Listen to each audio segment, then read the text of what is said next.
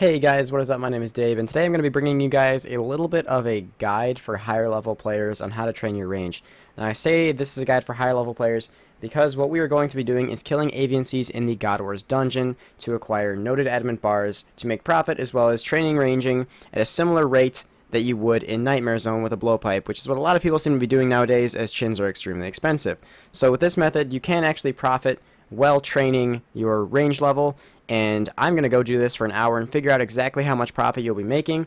Requirements for this are the range level to access the avian seas in the God Wars dungeon, which would be 70, and obviously the ability to use a blowpipe and whatever gear you can use. This is the gear that I'm using, basically best in slot range. Obviously, if you don't have best in slot range, use the best gear you have, and a blowpipe, as the blowpipe is probably the main item you need for this because it'll increase your kill speeds tremendously. But if you don't have one, not the biggest deal in the world. It'll just be different profits and different XP rates.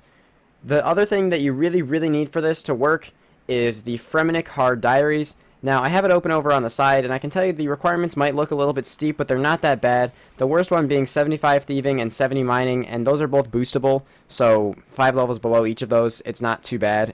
It really shouldn't hinder you from doing this. So I'm going to go do this for an hour, and we'll see what we get.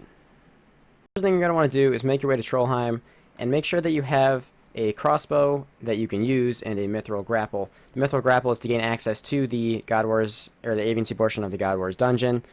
Make sure that you also have an Arma item and a Zami item. The Zami item is not really needed, but it does help.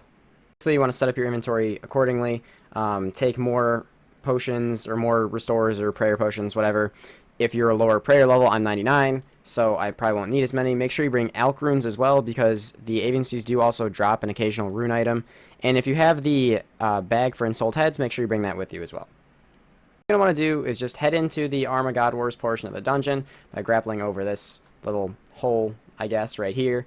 And then right in the beginning, you can see there's plenty of avian seas around here.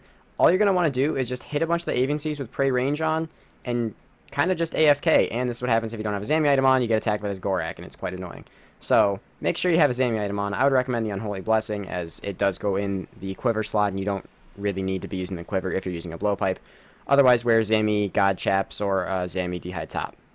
So like I said, all you do, pray range, hit as many avian seas as you can, pick up the noted bars, and then the ensouled heads, and then Alk the rune drops. So I'm going to do this for 1 hour, and I'll show you guys what I get, and I'll keep track of the scales and darts I use, as well as prayer potions for tracking accurate profits. One more thing I neglected to mention is that I am actually using adamant darts, and I understand that a lot of people might not be using that and they might prefer to use mithril, so keep that in mind if your XP rates or profit rates are slightly lower than what I get by the end of this video.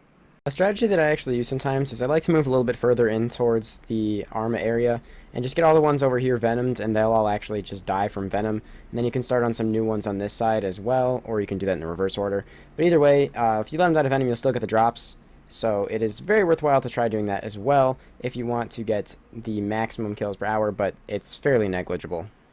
Alright, so with my hour completed, it is time to go check my XP rates and everything. As you can see in the top, I got 266 avian sea kills in about an hour, which actually is a lot more than I expected. So I'm going to go tally up the loot and take away the cost of the supplies that I used, and I'll tell you guys what it comes out to be. So these are the supplies that I spent in that hour. I did write down in the beginning the original amount of scales and darts I had. So I used about 384k in the hour in supplies, and now I'm going to calculate how much I actually got and then figure out the profits.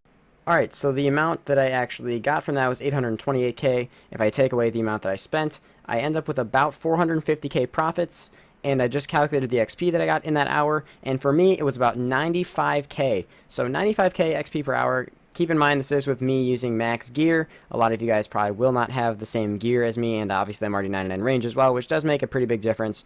But I was getting about 95k XP per hour, so I'd imagine that the typical rates you'll get from 80 onwards would be about 80k plus. So I hope this helped you guys out. Tell me if you guys find a better method for doing this, because I am actually curious if anyone can find a better method.